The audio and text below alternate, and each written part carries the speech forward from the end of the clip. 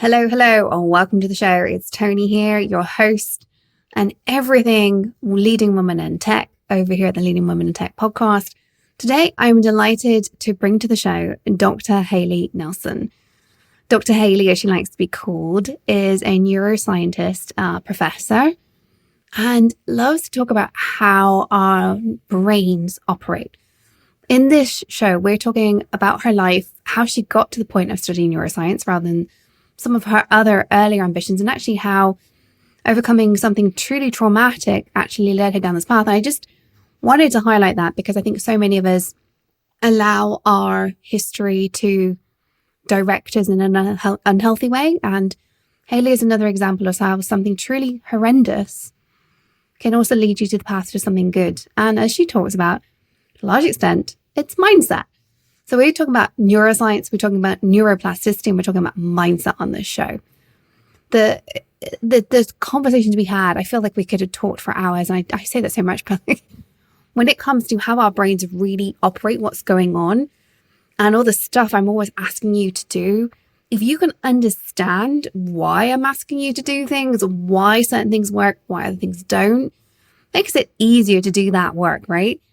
We talked a little bit, briefly at least, about toxic positivity, as well as just being positive and shielding your team from challenges. We talked about how mindset allows us to tackle problems from different perspectives. Also, how mindset allows us to include different perspectives from other people. And we even talked about the power of affirmations and visualizations, which I know many of us find quite woo, but the scientist in me is like, really, do they work? But as we're going to listen to from Hayley today, yes, they do. And there's a really good reason why. So without further ado, let's get Hayley onto the show.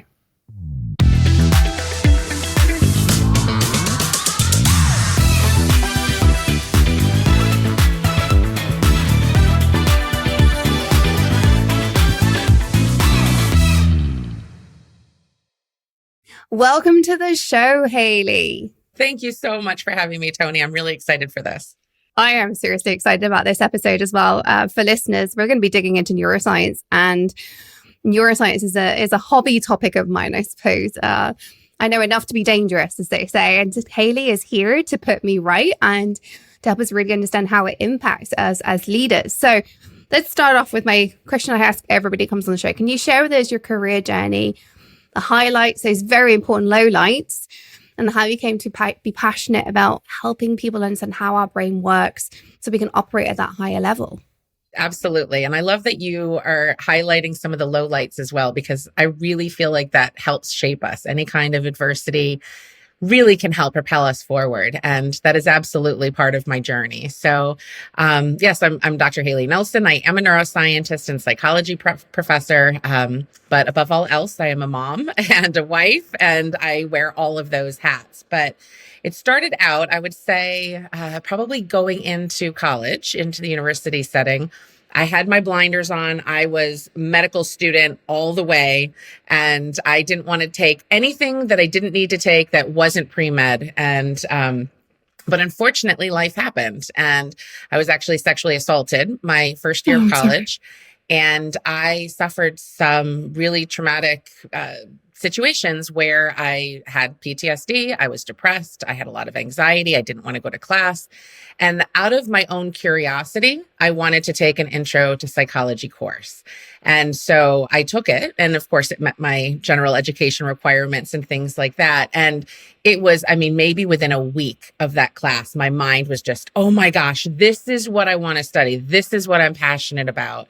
And so I very quickly changed my major to psychology, and I dove all in. And I really found my passion with the biological aspects of psychology, really understanding the underpinnings from a biological and chemical perspective of how and why we do what we do. Right. And then how can we make changes? So after college, I worked at the National Institutes of Health doing research as a research fellow there, and then went on to get my PhD from Johns Hopkins University in psychological and brain sciences, thinking that I wanted to jump into the tech world, actually. And I joined an engineering firm as a human factors consultant. And I then realized that my place was in the classroom. I needed to be able to teach more and lead from that perspective and educate young flourishing mind. So I was a professor at the University of Pennsylvania, and then now I find myself tenured at Delaware County Community College, which I love because I get to work with people from a variety of different backgrounds and really help ignite that spark and curiosity, because honestly, it was that curiosity that saved my life and continued to allow me to pursue my true passions and career.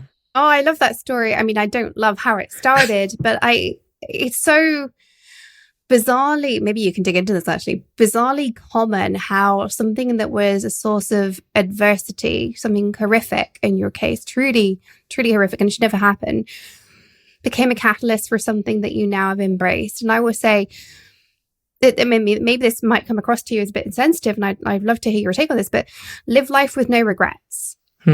If you spend all your time focused on regret and all the things that have happened that were wrong and bad and horrific and horrendous, it's painful to us. What if instead we said, okay, I wouldn't repeat that, but it put me on the path to here. And actually, this is pretty good. Yeah. And I think hindsight's 2020 though, right? I mean, It's been 20 years and I've had 20 years of growth and healing, but it was really hard. And it's interesting that you say focusing on those negative thoughts. So from a neuroscience perspective, now I get to put my neuroscientist hat on. We are actually primed through evolution to focus on the negative things in our environment because our nervous system needs to protect us. So all the choices and the decisions that we automatically make and all of the thoughts are really primed to focus on the negative. And it's a lot harder to actually focus on the positives. So when you find yourself, most people do this, right? I mean, you stub your toe and it's like, oh, now I'm going to be late and this is going to happen, blah, blah, blah, blah, blah, versus, oh, well, I guess it's time to move my furniture and, oh, let me spin this in a different way so I can have more light come in or whatever, right? So you can look at it from a different perspective, and it's all about mindset. And that's something that we have to train ourselves to do, to find the positives in our environment, both internal environment and external environment. It does not come naturally, right? We don't care if it's a beautiful sunshiny day. We care if the cloud storms, the clouds, the storm clouds, that's the word I meant to say, are coming in and we need to put on a jacket or we need to find shelter. But if it's a nice sunny day, we aren't focusing on that. So keeping it in that perspective, knowing that the way that I was feeling was totally normal and the thoughts that I was having were totally normal. Of course, in the moment, nobody could tell me that, right? But now looking back on it, especially after my years of education and working with other students and friends who have also suffered adversity and being able to help them overcome it, knowing that this is part of the journey, part of the healing journey, and to embrace it and learn from it so that we can rewire our brain so that we aren't just focusing on the negatives and make that mindset shift to allow us to focus on the positives and how to flourish. Yeah, I mean, this is a lot of the work I do as a coach is, focus on learning how to accept the situation. I think that was really important to say it's normal to feel this way. Although, as you said, no, you wouldn't have heard it at the time, like it's normal to feel this way. It just feels horrendous. Why is this normal? But at the same time, it's okay to feel this way. It's to be expected, but then rewire yourself to not focus on those negatives. That is a huge part of, I think, the work that we need to do as leaders, to be often the only optimist in the room when the going gets tough, right? Yeah. Tell me a little bit more about that. And I would caution not to have the toxic positivity though, right? It's important we're going to come feel, to that. Yeah, it's important to feel all of the feelings and all of the emotions and to recognize it, embrace it, and give yourself that space to really feel it and work through it. There's so many times that people are like, oh, let's just focus on how this is going to make you better. This is going to make you a better leader. This is going to teach you. And it's just like, sometimes we just need to take a pause and breathe and experience those feelings, allow ourselves to really comprehend it and work through it so that we can come out on the other side. But I mean, if you think about just evolution in general, why do humans, we're really the only species that have emotions like this, really complex emotions. And there was a book, I can't remember if it was a camel or a zebra, but they were talking about how zebras don't have ulcers. Like maybe it was camels. I don't remember which animal. It was some zoo animal, right? And Why is that? Is their gastrointestinal system set up differently? What's going on? And really, it's about our stress as humans. Why have we evolved to allow some of these emotional systems to almost cause a negative physical side effect? Why is it so important and has been conserved through hundreds of millions of years of evolution to have it? And when you look at it that way, it's because emotions are important. They guide our decisions, they guide our feelings, and it's important to understand them and be able to protect ourselves, protect our emotional state, but then also be able to lead with empathy as well, to be able to understand that other people might be having different feelings and emotions and to work with people in that way. Well, so yeah, I just actually want to dig into that a little bit more, like understanding other people have emotions. And that, because you mentioned toxic positivity. And one of the challenges I think all of us as leaders have is, okay, things aren't going great around here. We know that things aren't going great. We're being open and honest about it. But it's important as a leader to demonstrate some optimism. Okay, like we're going to keep going on this. Let's keep focused. This is going to work. Let's at least make sure this is going to work. But that could easily become toxic if you're just like blinkers on, ignoring how everybody's really feeling. And it's a real challenge for us as leaders, is that delicate balance between not freaking your team out and definitely not, excuse my language, people, not passing the shit down, right? I always say it's not about passing the shit down, but at the same time, providing space for a recognition of like, this isn't going swimmingly. And that's something we need to tackle. How do you deal with that balance? I feel like even I struggle with this, even though I coach people in it. I'm like always like, did I get that right today or not? Yeah. And I think a lot of it is leading through example, allowing the people who you are mentoring and working as their leader to show them, hey, you know what? I'm a real person. I have adversity. Here are some of the challenges that I'm dealing with, without just laying all the shit on them, right? Yeah. Without saying, well, you think you have it tough. Let me tell you what I'm going through. No, you can just say, okay, you know what? I need to take a personal day and let them see that that's okay, that you need to focus on yourself, and maybe, quarterly have professional development meetings where you can really focus on nurturing that type of environment where people can self-reflect. I'm actually being brought in later this month for a stress in the brain talk. And they think they're bringing me in just to talk about the neuroscience of stress, but I'm going to do some hands-on work with them so that they can recognize some of the stressors in their life and then figure out ways that they can actually cope with it to be able to mitigate some of the negative consequences of stress that I think people are they have their blinders on. Yeah, everybody's stressed right now. And sure, we are, but everybody can handle things in their own unique way to be able to cope with it so that it doesn't cause burnout, so that it doesn't, prevent you from being your true authentic self and being able to show success as a leader, as well as an employee or somebody that you're, trying to work your way up the corporate ladder. It's important to have that work-life balance. And it's something that you really have to, if your work environment isn't fostering it, it's something that you need to make sure that you are creating in your own personal life so that you don't get burnout. 100% hear you. Well, let's go back a little bit to a word you said earlier, a word that's very dear to my heart, mindset.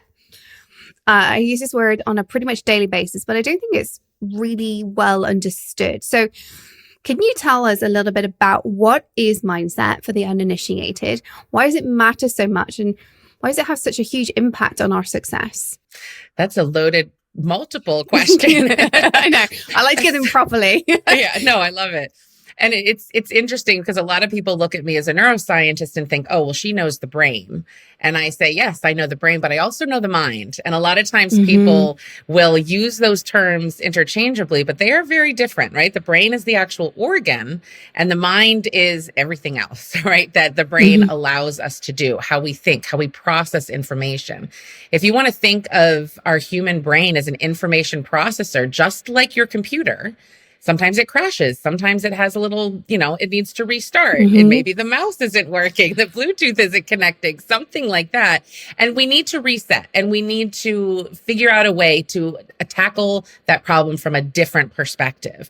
And that's a lot about this mindset, right? If we're automatically focusing on the negative, as I mentioned previously, how can we rewire it and restructure our brain so that it is automatically going to now start noticing and recognizing some of the positive things in our environment?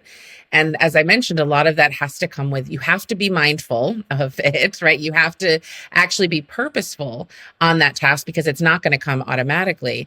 And as you repeat thoughts and behaviors, they become habits. They can actually change the neural chemistry and the neural connections within that brain, within that organ, to then become more automatic. And the more and more you practice positive affirmations, for example, or visualization exercises, I'm sure you work with your clients on these types of things. The more you do it and the more real you make it, right? So when you're just visualizing, you just don't have one of the poster boards and just put pictures of other people. I want you to actually smell the air when you've achieved that success. What does the sand feel like on your toes when you're living on that private island? What sounds do you hear? What tastes? Really engage all of your senses so that it becomes that much more real. And then you do that on repeat. You visualize that. You say these affirmations and you mean it, right? You're looking at yourself in the mirror, making eye contact with yourself as you're saying these things. And over time, through repetition, your brain is very plastic. It's known as neuroplasticity, where you can actually rewire your brain. And then now that is what's going to be the automatic response, those automatic thoughts, those automatic behaviors. Just by changing your mind, you can actually change the physical structure of your brain. And so they do go hand in hand. So a lot of times people think, oh, mindset, motivation, that's all woo-woo. Meditation doesn't work. That's woo-woo. I just need to take a pill or I need to just do this task. I don't care. But it's just, no, you're actually changing the structure and the function of your brain, and it works. It takes time. It's not going to happen overnight. It takes repetition, but it absolutely can change your outlook on life. Changing your mindset can have physical changes to your body as well as your behavior and your brain itself. And it's very, very powerful tool that I think is underutilized. I think a lot of people talk about it, but not many people act on it. Yeah, that visualization one where you said smell and hear, that's not one I really, really struggle with that. And I don't know if it's just my brain, but it's an interesting one to dive into. But let's just rewind to something you said there. So you can rewire your brain. We've got that. We're changing our automatic thoughts. But why does that make a difference to how we show up? Why does our outlook, as you called it, make a difference to how we operate? So we're not constantly trying to swim upstream, right? We're going to have that resistance. So if you think about the way that our brain is set up and our nervous system is set up, it needs to be on autopilot, because if you have to really put all of your energy, and I'm talking about cellular energy, into every single decision that you have to make. If we are information processors, right? Every single piece of stimulus that comes towards us, if we have to actually think and process every single thing all the time, all day, we wouldn't be able to do it. We'd be exhausted, right? So our nervous system is set up to just do things on autopilot. And they do that through neuroplasticity. The more we create these connections, the easier, and that's the path of least resistance. So you can imagine a stream just flowing down a hill, right? It's just going to follow along the path of least resistance. It's not going to try to cut through rocks or go uphill. It's just going to follow gravity. It's going to go down. But now all of a sudden, here comes Tony and saying, well, we need to change your mindset, or we need to change these habits, right? Whether it's we're going to run a marathon in a year, or it's, we're going to become the leader of our organization. It's something you need to change a lot. And so here's this stream that's beautifully flowing down the mountain or down the hill, and you're trying to get it to go up. You're trying to make it change course, and there's going to be resistance, and it's natural to have that resistance. So what you have to do is continue to have that intrinsic motivation, and sometimes using extrinsic forces, right? So intrinsic meaning coming from within, extrinsic meaning, giving yourself that piece of chocolate cake or having that glass of wine to reward yourself, a motivator that is outside you, to allow you to continue to work uphill, to feel that resistance, embrace that resistance, because that means you're actually making a change. It's so much easier to just say, no, I'm fine. I'm just going to stay where I am. Right? It's a lot easier to do that. But if you're trying to make an actual change and actually work against your nervous system, right, to allow that stream to now go uphill, you're going to have to put in some work. And so you have to stay motivated. You have to stay driven. And there's lots of little tricks and hacks to be able to make it easier, right? But you still have to put in the work. I think that's so key. It's to me, mindset is all about giving us that motivation to do the uncomfortable action. Take the low confidence piece and do it anyway, whatever it is that we're struggling with, like go through, like, is this going to work? And, you know, especially as a leader, a lot of the time as leaders, it's steadying the course. It's saying, no, we're going to keep going here. It's almost playing chicken with your own emotions, but you're doing it on behalf of an entire team or company. Like, we're going to keep going here, folks. Nobody's going, oh my God, this is very scary. And you're the inspirational leader saying, no, come on, we can do this. For you to be that leader who stands up and says that, you have got to have that motivation, the drive, and the belief. And that's hard. That's so hard. So as a leader, when we're doing that, how can we then instill that right mindset in our team as well? I'm, again, leading through example. Right? Showing them how you can balance your work and life and having that proper mindset. Always speaking as if you've accomplished that end goal that you're working towards. Make those decisions as if you've already accomplished that, right? And I think a key thing, because everyone is different with their organizational skills, right? Some people, like myself, I'm pretty organized. When I set a task or a job that I need to accomplish, I'm pretty organized. I know the steps that I need to do. However, my husband, who has ADHD, it's a little harder for him to stay focused and to set things out and to plan it. And so what I always encourage people to do is create lists, right? And on these lists are things that you absolutely have to accomplish, and then include things that you really want. Things that bring you joy. And then you have to be able to sprinkle them in as you accomplish certain tasks, sprinkle them in. Now, if the task is super overwhelming and it's really, really big, large task, and you're looking a year down the road, this is what we want to accomplish in a year or 5 years, whatever it is. The task now, if you as a leader can break that down, I call it chunking. So actually chunk it into smaller, bite-sized, manageable pieces that then you can reward as people accomplish those specific tasks.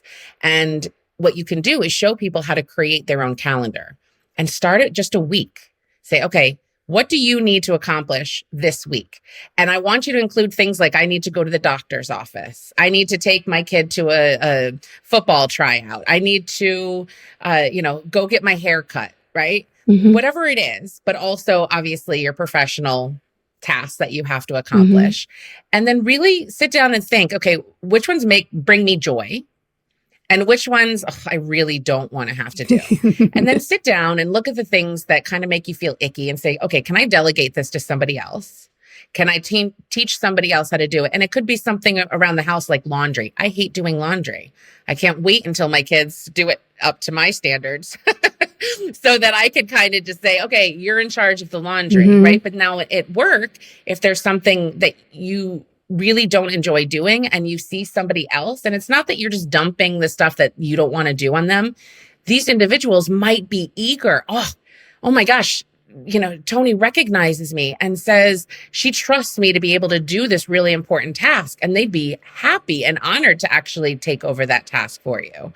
Right. And so really kind of sprinkling in some of those positive things that you enjoy, taking your kids out for ice cream or having a date night with your partner, whatever it is, and rewarding yourself, giving yourself these dopamine hits, as I like to call them. Dopamine's a neurotransmitter that is released during times, to help motivate us. It's part of the reward pathway. It signals to our brain that whatever you just did is really important and we want to do it again. So if you do one of those hard tasks and then you get a dopamine hit afterwards, it's going to be easier for you to do that again, to do that task again. And so if you can really chunk it and be very organized with your time and your calendar, incorporating both personal and professional in that, and then teach your team how to do that as well. so that they are seeing, okay, well, you have X, Y, and Z that nobody wants to do, but you're still doing it. How does she stay motivated to continue to do it? Teach them how. Teach them how to do it step by step on a weekly basis, a monthly basis, quarterly basis, however it works with your team, depending on how many people you're leading, or delegate to other people how to teach them how to do it. And I think that that's where you have to get those little intrinsic motivations, those little pieces of, well, that felt really good. I accomplished this task and I got to, go out to dinner with my husband. Or, that felt really good. And I went for a walk outside with my best friend and we chatted about things that we haven't had a chance to talk about for forever.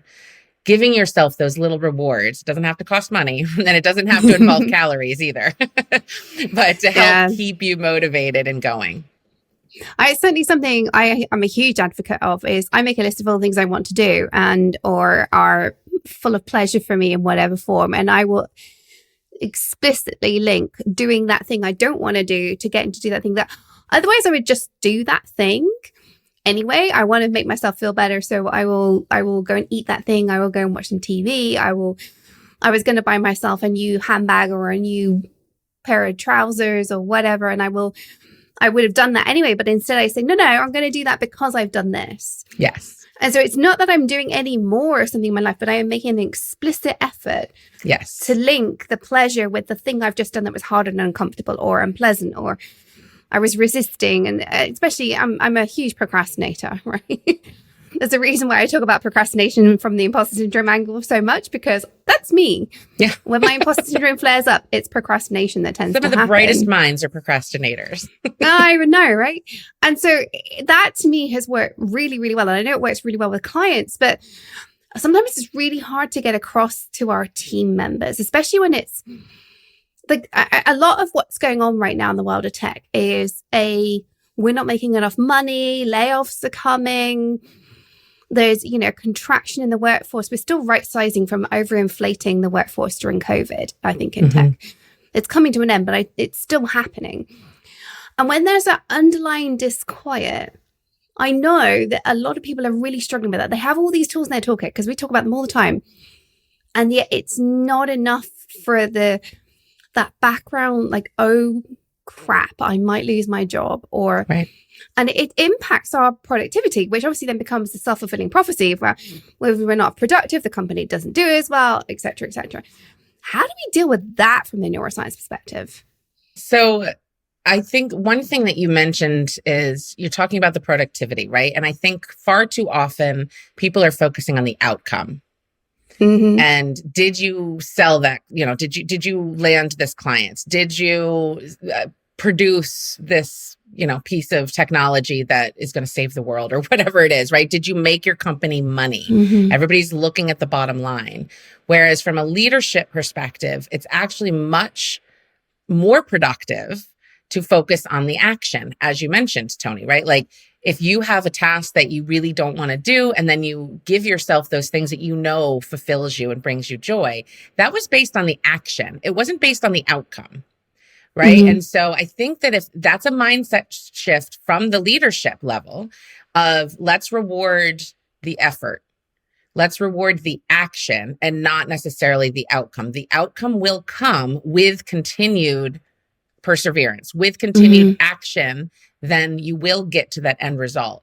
And that's just, that's in any industry, right? Yeah, you want to get that bottom line. You want to make the most money so that you can be successful. Well, sometimes you might need to change that definition of success. Yeah. Success might not be the bottom line, how much money you get. It might be, well, you know what? I have a very low attrition rate. My team stays with me and they're willing to work those extra hours because they know that it's meaningful work that we're doing, that we're actually being productive. And, you're going to reach those goals with that continued effort. Yeah. Right. I'm just going to call out here working extra hours. I have a real problem with that. Okay. I think there's far too much of a culture of work harder and longer and things will happen to the point of we expect during an economic downturn, we expect that. And I just call that out because actually. Yeah. But if maybe you're working extra, not because you're told to, but because you actually want to. And then is it really working extra hours? And that's that mindset shift of you want to put in the extra hours, not because somebody told you to do it, but because you are driven to continue to produce and to continue to support your team. And I think I 100% agree with you that from a top-down level, if somebody's expecting you to work extra hours, that's not okay. But if you yourself want to, and not because you think that it's going to make you stand out or it's going to make you get that, that raise or the promotion, but because you genuinely care about continuing to be consistent, then that's, in my mind, that's okay. As long as it doesn't lead to, other people saying, well, this team is putting in 60 hours a week and this team is putting in 40. Again, as long as it's not based on the outcome, but about the repetition and the drive and the motivation. Just to play devil's advocate there, right? Yeah, I know, totally. And it's good that we can have these conversations on this podcast because there's a lot of this stuff is not scientifically analyzed fully. And certainly one of the things I fall back on in terms of, and I'm going to use your dreaded word productivity again, is there are multiple studies out there, but there's debate in the literature, but there are multiple studies that show that if we work more than 40 to 50 hours a week, productivity drops off. 100%. My company is a 4-day work week. Most of my team absolutely want to work more hours. And I'm like, you can do that on the odd week, but if you do it every week, I've seen that our results as a company go down. So we are a 4-day work week company. I myself am terrible for working more than 4 days a week, as all my clients will know. And it's a constant battle in me. But one of the things I've done as a leader is make sure my team knows wholeheartedly that they shouldn't be. Which kind of brings me to my next question, because that's an opinion of mine and we can have a debate about that. But it brings me to my next question about neurodivergence, because the world of tech, there is, I assert, a higher proportion of neurodivergence. I don't know if anybody's actually studied that. It's talked about a lot. But I don't know if anybody actually has the concrete data on that. But certainly I have always had a lot of neurodivergent people around me. And I think those kind of, if you're neurodivergent, you're more likely to, experience mindset challenges, I think, personally, my experience of working with these people and myself as well. You're more likely to take certain things to heart than others. You're more likely to get frustrated with yourself. And also, I see these people more likely to overwork, actually, certain types of neurodivergence. How do we navigate that as leaders, whether we're the neurodivergent one or we're managing a team that's neurodivergent? And where does our brain come in here? So I think knowledge is key here. Understanding who your teammates and team members are and understanding all their quirks and all of the joys, all the things that make each team member, neurodivergent or not, so unique and special, and understanding where their strengths and where maybe some of their shortcomings might be, and then be able to create a team that kind of balances some of that out to give your team this beautiful diversity of different opinions and perspectives to be able to work around and with, to be able to hear, so that everybody has their voice and is doing things that allows them to feel fulfilled, both in the office or in their business, as well as at home and in personal life. And I think understanding how brains of people work is key. Understanding that, okay, well, maybe somebody comes in and they disclose that they have ADHD or that they are on the autism spectrum disorder. If they share that, they don't necessarily have to, but if they decide that they want to share that, then I feel that it's up to that leader to understand what that means. What does it mean to have an ADHD brain? What are some tasks that these individuals might really thrive in, and what tasks might be a little bit more challenging? And have those conversations with these individuals to make sure that you are leading them in the way that's going to lead to the most productivity. So I think knowledge is key here. And it's so important to have diversity in the workplace, from, cultural diversity, ethnic diversity, neurodivergent diversity, right? So you can get all these perspectives, but with that needs to come an understanding that everybody is different and unique. And then how can we foster this environment so that everybody feels like they have a voice and can contribute? Yeah, I often think when I hear about neurodivergence, and given how prevalent I'm now seeing it become, if, for example, we know that introverts are less prevalent than extroverts in society, but there's still a lot of us, myself included, who are introverts. And I do wonder if although right now having labels such as neurodivergent is very powerful to the individual to help you understand that you are different from this person over there. You don't, 80%, 90% of the population, whatever percentage it is, doesn't form habits the way you do or doesn't think the way you do. But I kind of wonder if because we're making it othering, we're also damaging our ability to just embrace, you know what? Pretty much every human out there has something about them that isn't normal. It's just like, what is the thing about this person that doesn't fit our normal operating procedure? And because of that, I think one of the powerful things about understanding somebody's neurodivergent is saying, oh, they don't solve problems the way I do. Or I certainly find, I'm pretty sure I've got ADHD, not diagnosed, but I'm pretty sure I do. And it's just realizing, for example, that I don't form habits. And you know what? Like when people talk about forming habits, like I find it difficult for a reason. I thought I did form habits. I thought habits were hard work. They are. I just thought it was really, really hard. Like I never find something like I'm just going to get up and do this. Like it just doesn't happen for me. And now that's a mindset shift because you do have habits. Do you brush your teeth every day?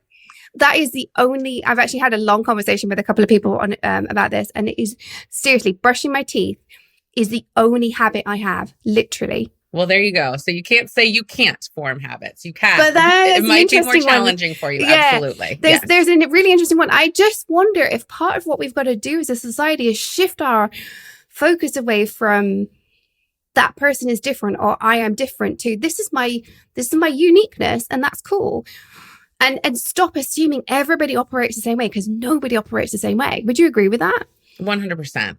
And even I'm thinking back of when I was a young girl and then going up into college, that first year where I was taking all of these pre-med and chemistry classes. And I was always really good at math and science, right? Where a lot of my other friends, the friends that were identified as being women and girls were not, right? Maybe they led more towards the social sciences, but it was just something that came more naturally to me. But then when I got into the collegiate level, there were some challenges. It was hard for me. And I remember I went into office hours. I was the one student who actually went into my professor's office hours. And I just said, I'm having a really difficult time understanding this. And she was a woman. And she said, why don't you go buy one of those molecular model kits so that you can, instead of just looking on pen and paper and trying to solve these chemical equations on pen and paper, you can have a 3D model in your hand and you can rearrange and you can create these double bonds and you can do all these things physically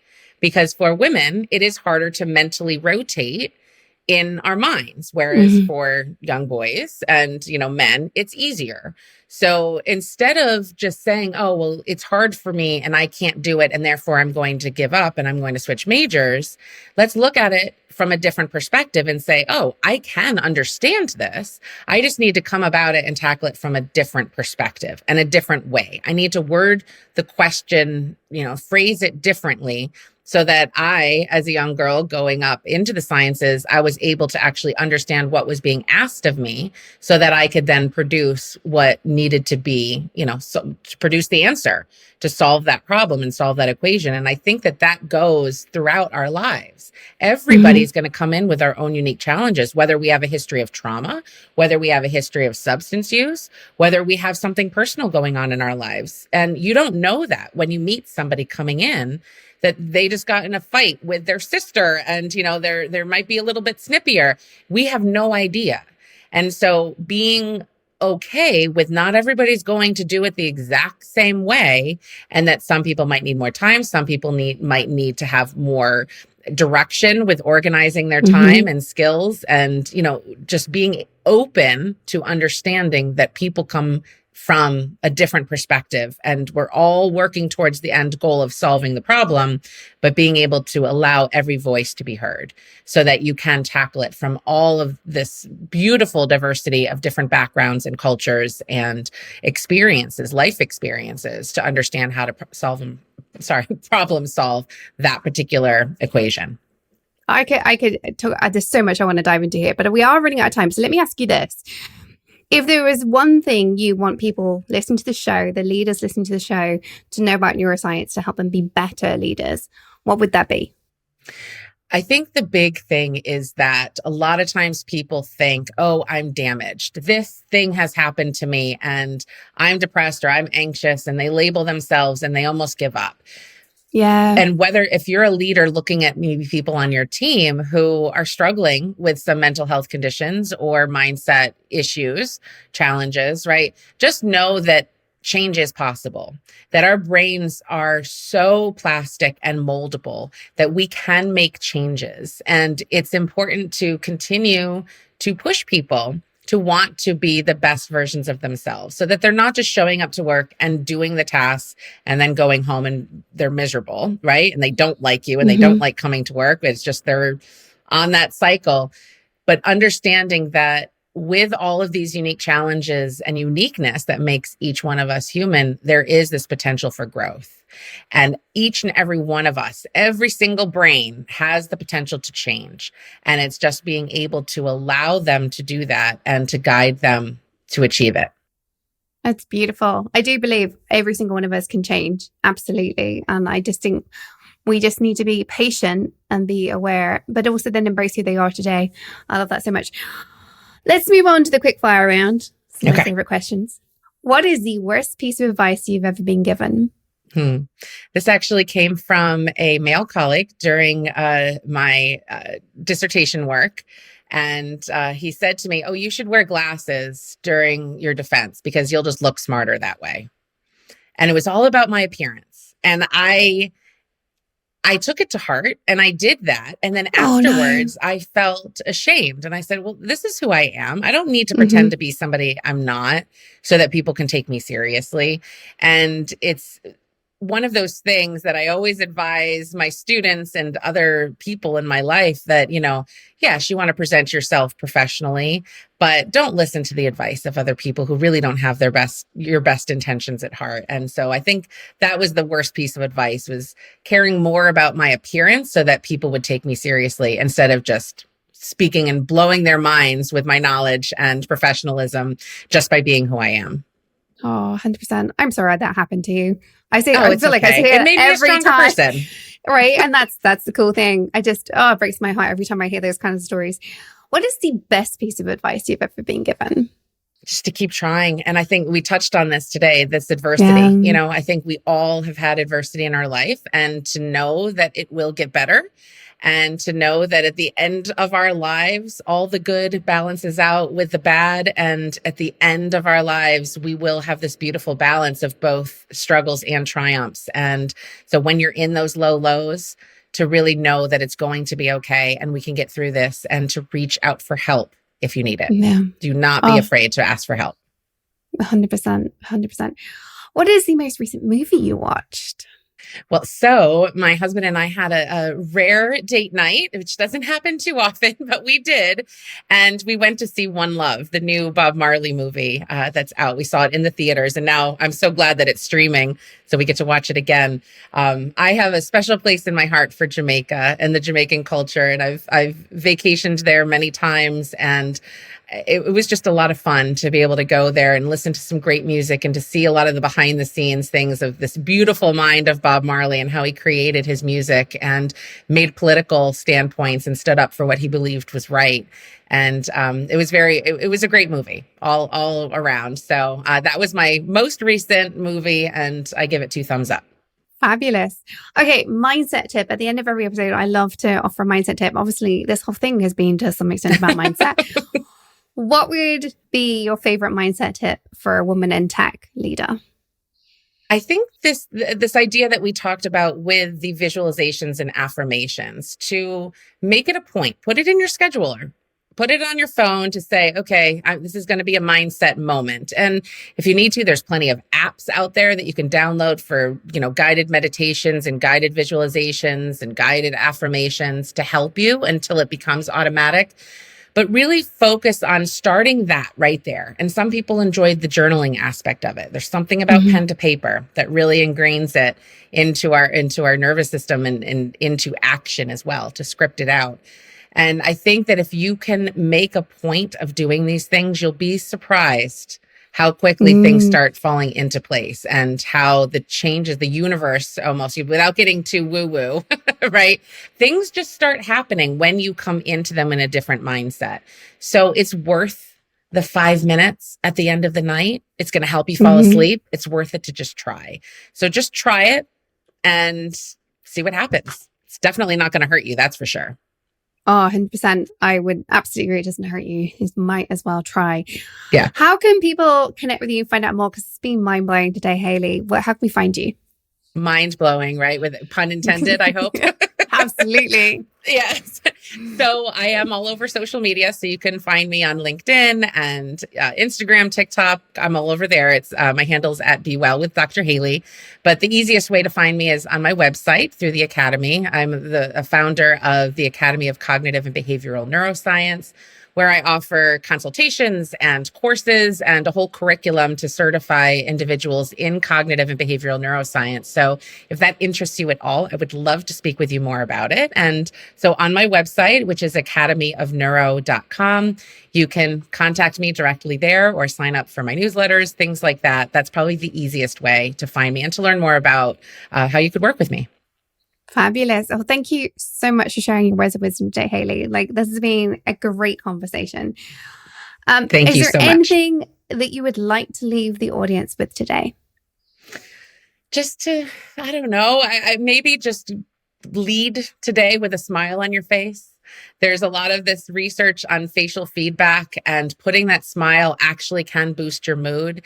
And so when you're struggled, and I don't want you to be fake. I don't want you to fake it till you make it. But when you enter a room, have a smile on your face. It makes you more approachable. People are going to want to talk to you more. You're going to feel better. That's going to spread on to other people. And so just really be mindful of trying to be happy, or at least present yourself as happy. And you'll see that internally it will start shifting your mind and your mood as well. Thank you. Thank you so much. You're welcome. Listeners, remember, whatever your mindset you're doing today, stay in your tech leadership game, follow your dreams, because the world really does need that uniqueness that you bring as a leading woman in tech.